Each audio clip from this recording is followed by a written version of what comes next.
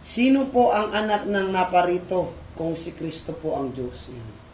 Si Kristo ay Diyos na nagkatawang tao. GP. Tandaan mo hindi yung Diyos. Tingnan natin para maliwanag, basahin natin sa Filipos chapter 2, verse 6 to 10. Basahin natin.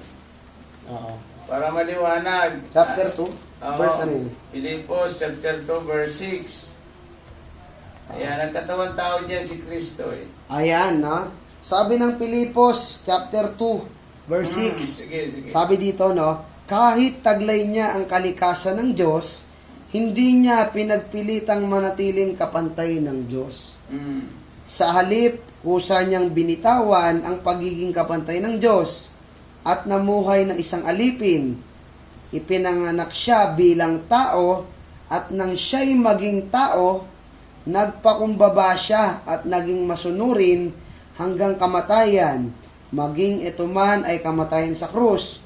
Dahil dito, siya'y lubusang itinaas ng Diyos at binigyan ng pangalang higit sa lahat ng pangalan.